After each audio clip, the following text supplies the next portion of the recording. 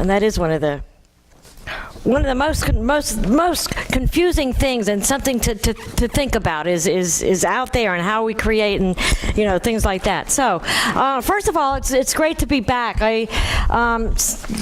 Sometimes you need different things like this to appreciate what you really love in life, and I love doing this. So anyway, but I thank you again for having that month off and being able to listen and everything. It was very renewing and rewarding, and I appreciate everything that everyone has done in that month to make me feel really, really special. So to go on from here, that was the foreword of Charles Fillmore's book Prosperity, and this was the message that I was going to do on that the first Sunday of October, which was a Prosperity Sunday. So first of all, I want to ask you now. Many of you drove here in a car today. How fast does your car go? How fast does your car go? How fast does your car go? As fast as you decide to. As fast as you decide to drive it? Well, what is a speedometer? What is a speedometer? Is that 180? Hers goes 180. Okay. Okay. What about everybody else? Want to have any other comment about how fast your car goes? 40 miles an hour. 40 miles an hour. Okay, so think about that. And I hope after today, when you leave here today, you'll be thinking, every time you get in that car, you're going to think differently. Okay, so that is my hope for today. Okay, because we're going to link kind of getting into your car into spirituality. Okay, so you made a good point there. Your speedometer says it could go to 180, 100, some 120, 160, 180. How often do we drive that fast? Right? But what's important about that?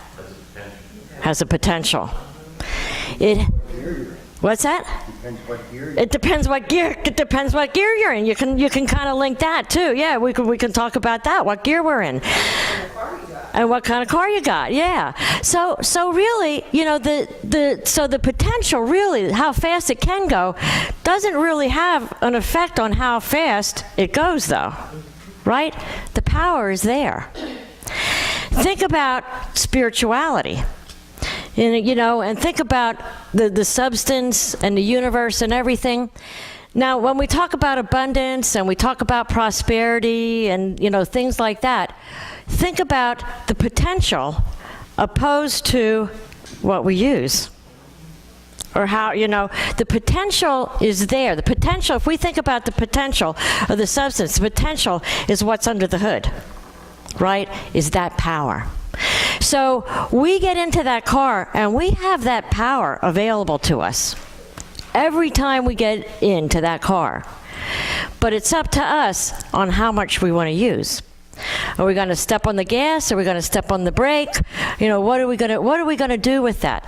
So think about that on a daily basis with our relationship to God.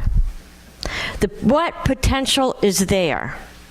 And what percentage of it are we using? What percentage of it are we connecting to, and what percentage of it are we using? I like the story. There's a little story of a soap manufacturer. There's a story told of a soap manufacturer who was walking with a minister. The soap manufacturer says to the minister, the truth you teach hasn't helped the world much. Look at all the hate, the illness, the poverty, and the war in this world.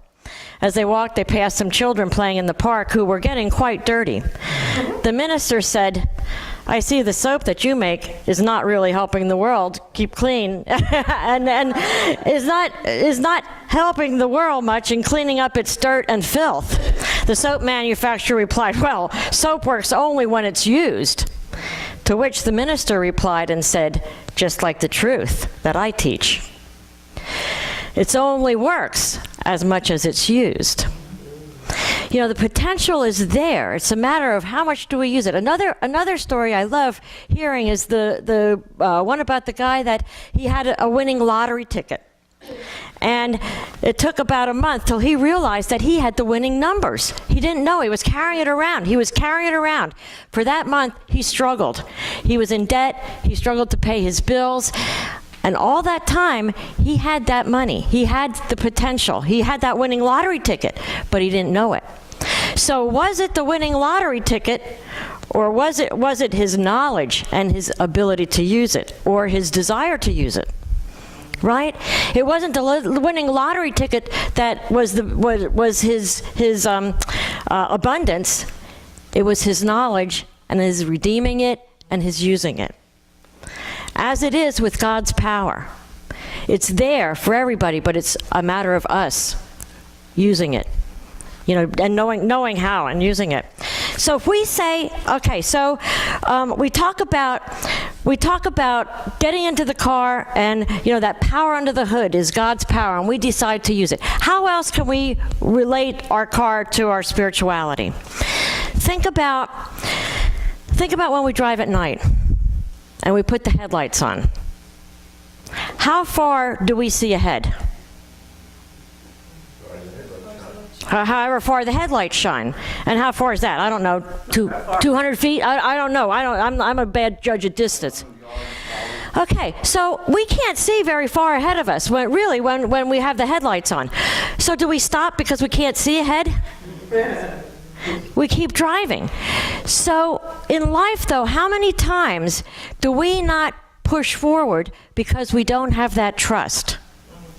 Now if we think of our vehicle again as the power of God or whatever, and we just keep driving, even though we just see a little bit ahead of us, we see a little bit ahead of us, we see a little bit ahead of us, and we keep driving. So when we get into our car and we start our car and we say, okay, this is where we want to go, does your car ever say, well, where did you come from? Does your car ever say, I don't know if you think that you should go there. I don't know if you really want to go there. Does your car say that? Depends on your GPS.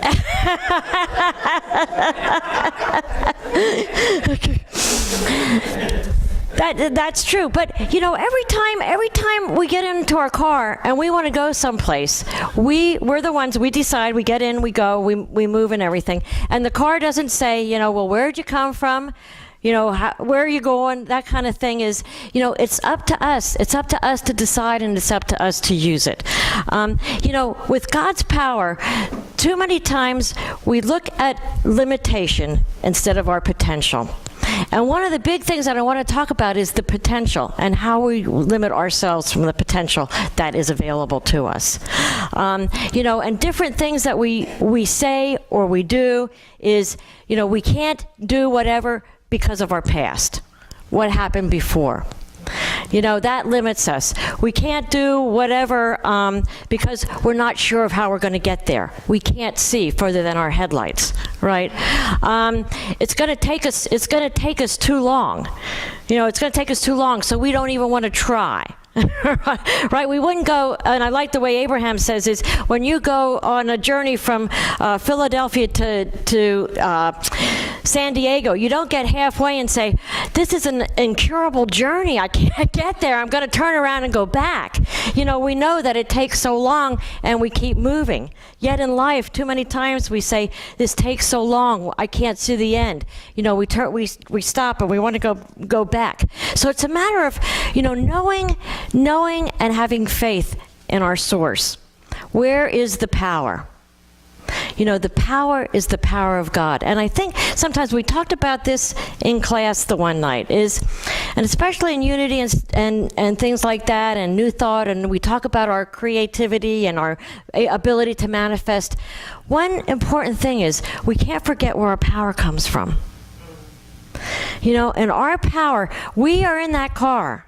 And we say, what we would like to do, or we ask what we would like to do, or whatever. But we have to remember that power comes from God, even though that power flows through us, that power is us. And that's one of the hardest things to understand when we talk about, our relationship to God and, who we are. But that's one of the main things that we have to remember also is, with God, all things are possible. I, on my own, cannot do anything, but with God, all things are possible. And that's what's the power under the hood. We have incredible power under the hood, but we forget about that power. And we forget to use that power, and we just go 40 miles an hour. Now my daughter, she knows that I'm tricky sometimes, and she said, "Well, I don't go that fast because I want to stop and see the roses, smell the roses." So it's yes, you can decide to not go that fast or whatever, or stop and smell the roses, but it's still our opportunity. So I did a CD on miracles that we're handing out to people that are interested, and I invite everyone to take one of those CDs if you would like. They're setting out there. Listen to it, and if you have somebody that you think would be interested in listening to that, pass it on. If you have anybody that you talk to Unity about that and they want to know what a kind of typical message is, take that CD and pass it on so that they know. But when talking about miracles, we talked about this, and I know we talked about this before, but it's very, very important to get the concept about what miracles are. Miracles are only a matter of knowing the laws, knowing the spiritual laws, and living by those spiritual laws. I was reading this study about conditioning, and they talked about how they, with rats, they did a thing. You know how the classic conditioning is where you ring a bell and the dogs salivate, and so the Pavlov dogs. But they did this study that they conditioned rats. They had saccharin water. They had saccharin water, which apparently rats love saccharin water. They had saccharin water, and they put something in this water that decreased its immune system. So, as the rats drank this water with the stuff that decreased the immune system, they rang the bell.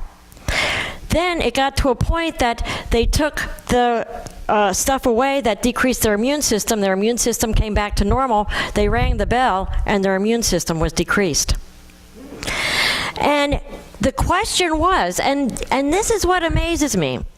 The question that was posed in that study is, do we have the possibility of boosting our own immune system by doing that? Yeah.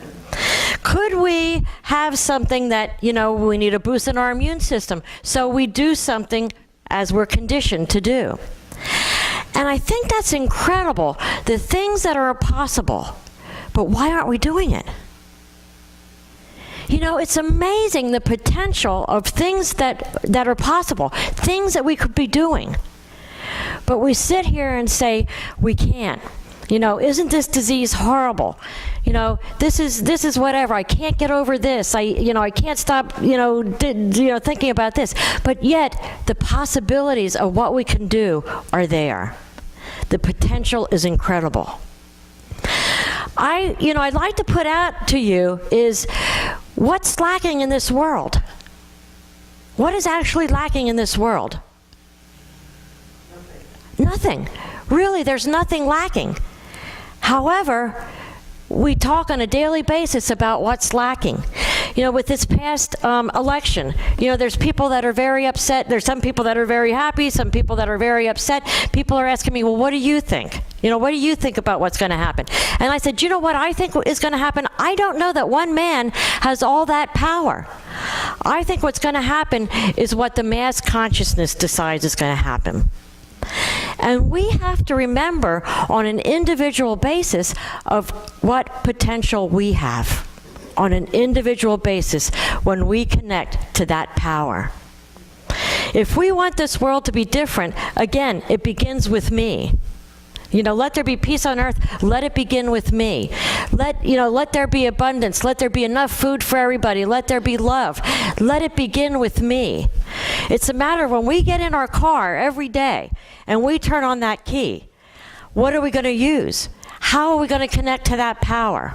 Are we going to live mediocre lives? Are we going to go, complain about this, complain about that? Or are we going to realize the potential that we have and the power that we have and then do something about it?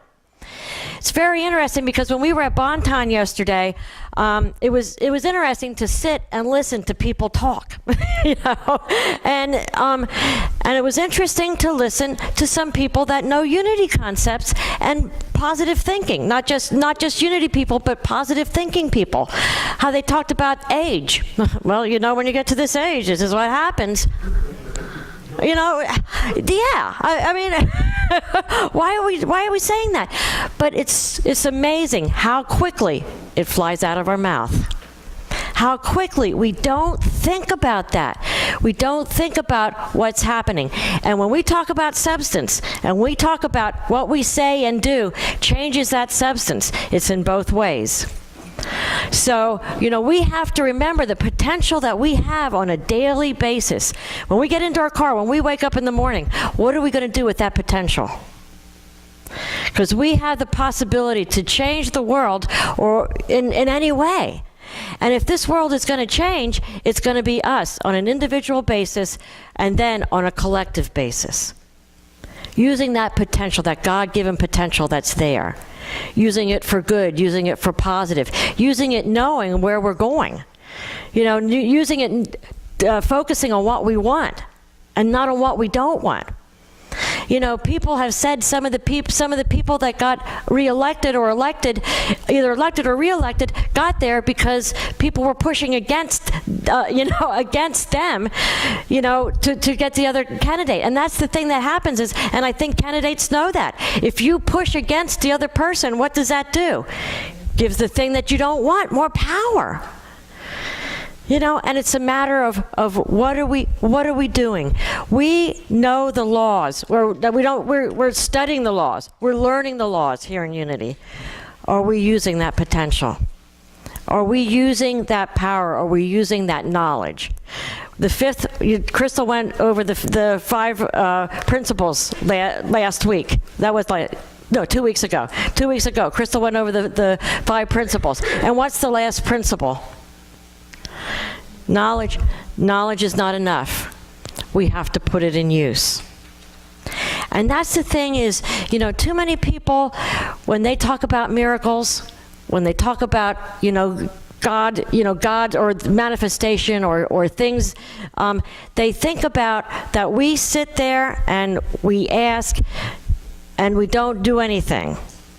It's a matter of knowing and doing, you know, using the spiritual laws, acting in a positive way. You know, all of those things. It's not a matter of God handing us miracles. It's a matter of knowing that that potential is there. It's a matter of knowing that potential is there and then living by those laws. But once we know that we live by those laws, anything is possible. Carol. I found a book for my grandchildren for Christmas, and it's called This Is Your World. If you don't like it, fix it. And it has all kinds of information inside what they can do to get what it is. Oh, wow.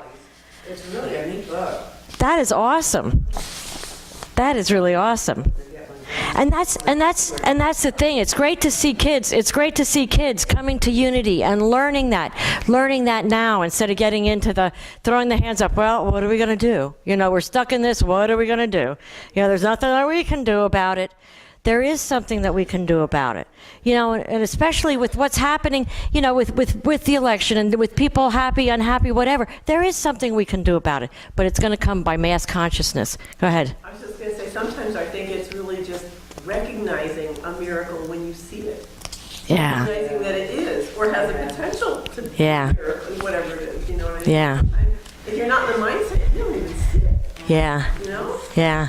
It's there. And I was talking to somebody the other day, and, you know, we said about, you know, how the Bible says, Jesus said, all these things that I did, you can do too, and even greater things. Isn't that exciting? To me, that's incredibly exciting. You know, so why do we sit here and give the power to the disease? Why do we sit here and give the power to poverty? Why do we sit here and give the power to a candidate we don't like or whatever? It's not about him. It's about us. It's not about her. It's about us. It's about us and us using that potential that's been given us.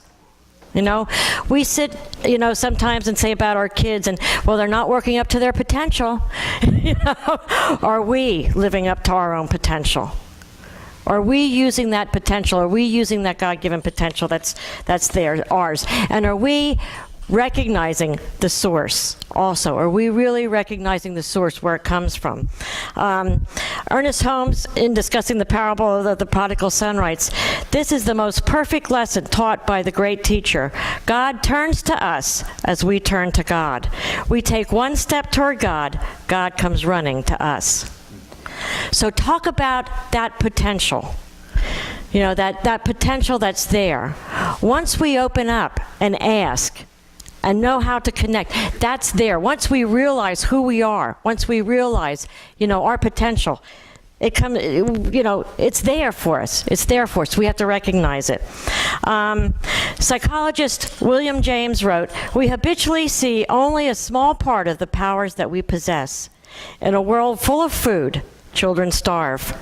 In a world containing so much beauty and joy, we kill and destroy.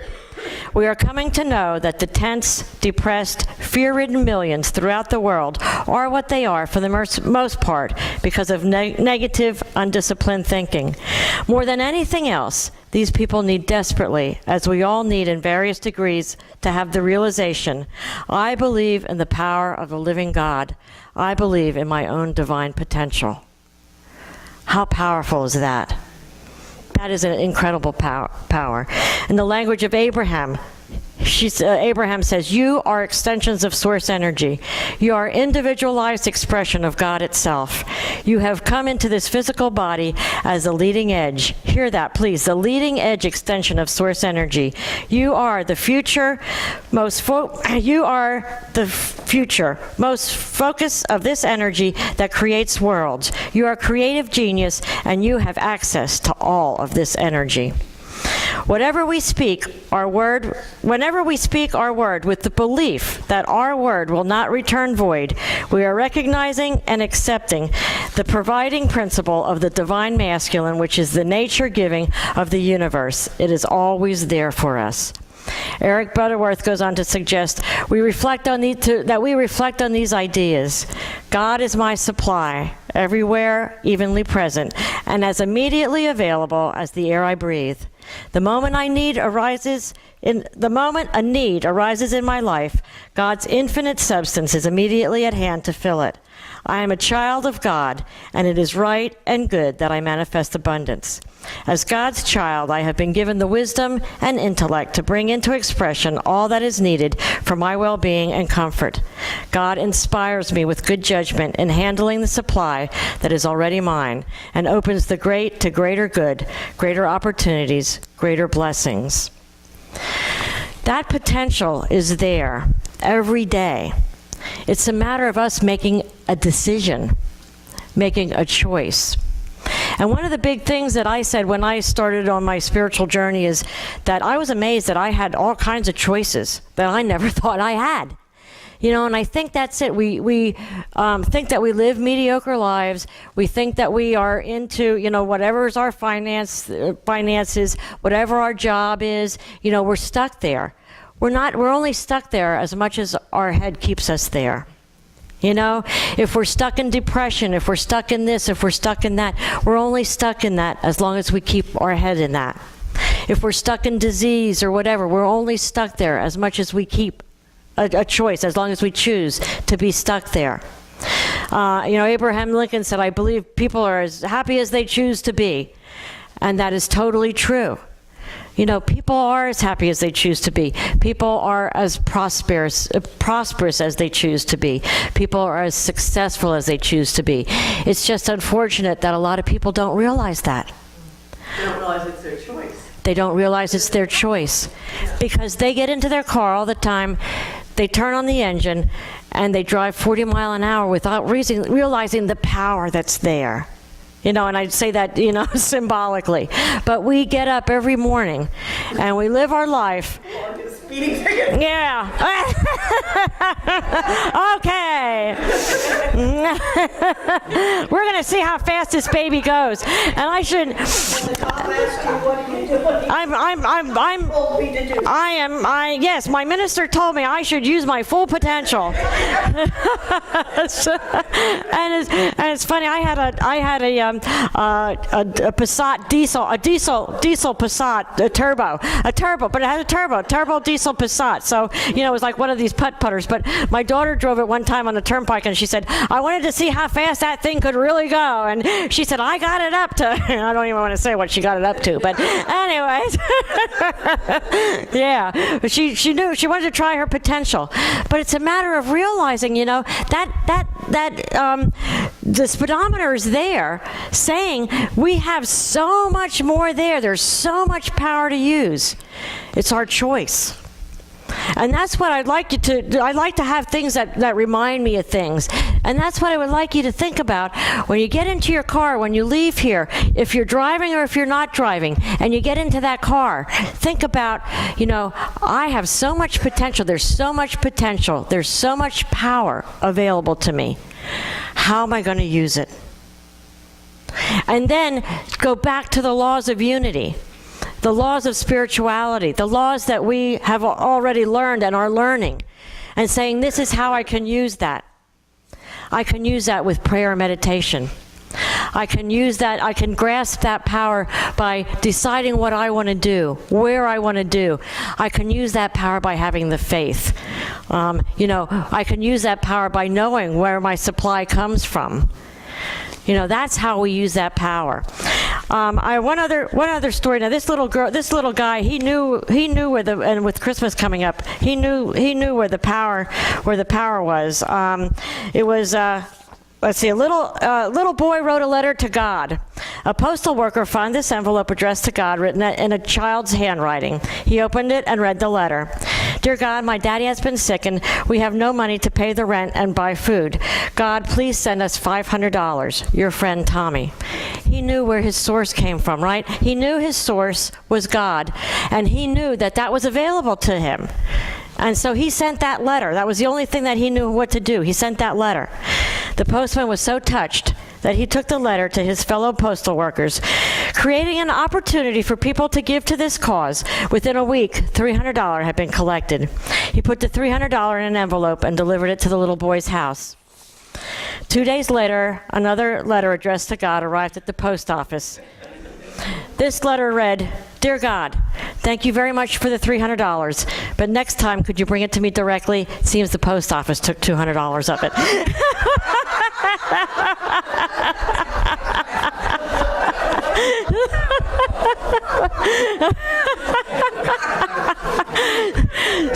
He knew where his source was. He knew where his source was, right? And that's so cute. And it goes on to say, unlike many of us, that little boy had no doubts about his source. He was just a little concerned about the channel through which it came. But he had no doubts about his source. When we get into issues, when we get into a diagnosis, when we get into financial issues, when we get into relationship issues, when we have a loss, when we are in a need, do we think right away of our source? Is that the first place where we go? And is that where we put our power? Is that where we put our power? Is that where we put our belief? Is that where we put our requests? Too many times we focus on the wrong thing. And we forget that power that's under the engine. Or under the hood, I should say. That power that's there. In Charles Fillmore's book, he wrote, the Father's desire for us is unlimited good, not merely the means of a meager existence. We cannot be very happy if we are poor, and nobody needs to be poor. It's a sin to be poor. He also wrote in Prosperity, we live in an opulent universe. Supply and success are our rightful inheritance. Prosperity manifests not by asking God for more, but by conditioning our minds through prayer to accept the presence of the providing principle in our lives. to accept that power that we already know is there. We are responsible. That power is there. That potential is there. We are responsible to use it. So I'd like to take these thoughts into a meditation.